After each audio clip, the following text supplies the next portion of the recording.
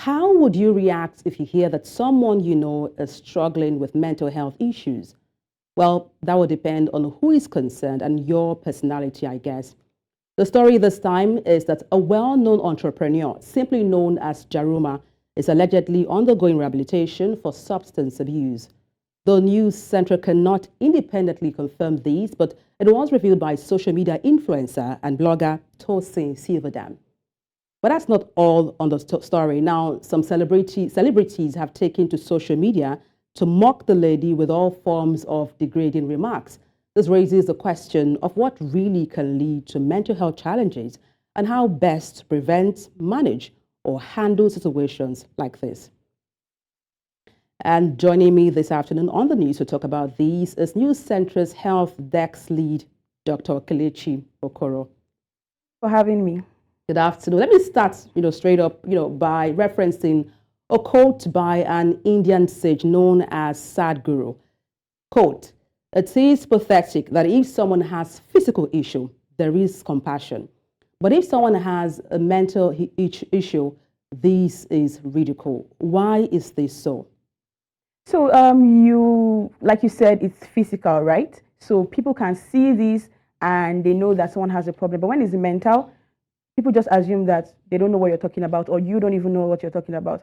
And the funny thing is that in Nigeria, statistics say that 1 in every 4 Nigerian has mental health issues.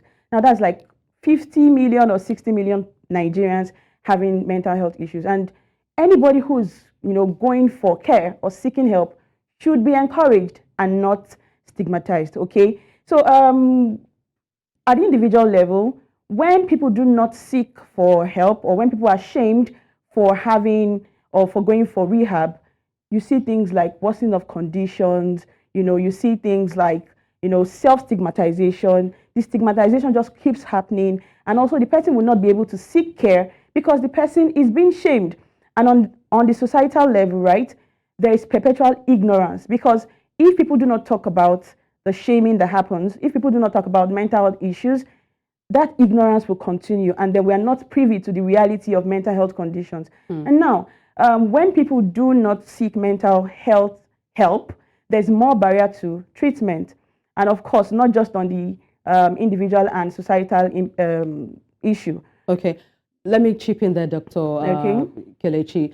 How can we encourage more people, to embrace conversations about mental health, to seek help when it comes to mental health challenges, especially in this part of the continent, Africa?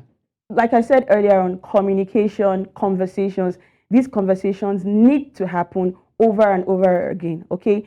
And the issue that we're talking about right now, we have celebrities shaming people who went for rehab, shaming people who come out to say they have mental health issues. If we do not converse and keep the conversation going, these things will keep happening. Also, education and re-education about the reality of mental health problems, and that they are not curable, but they are manageable, they are treatable, manageable, right? By going to rehab, seeking for help, mental health therapy, cognitive behavioral therapy, even social and emotional support from family and friends, healthcare providers, and also the environment on people around you generally. Now, Dr. Okoro, you mentioned how we can tackle mental challenges in our society, but then let's examine what can lead to mental health challenges. What are the causes responsible for mental health illness? Okay, so it would be nice to actually say that when there are triggers like trauma and things that happen around you, poverty, having to struggle with but however, there are some underlying issues, okay? And types of mental health challenges we encounter every day: depression, anxiety, substance abuse, post-traumatic stress disorder from happenings in the past, recently, and things like that. Also, when people have occupational hazards, for example, we could be in a toxic environment, and that can actually tip you towards having some mental health challenges. And let's not also forget relationship issues. Very important. Your interaction daily with people, with one another, with your environment can actually tip you to having mental health challenges.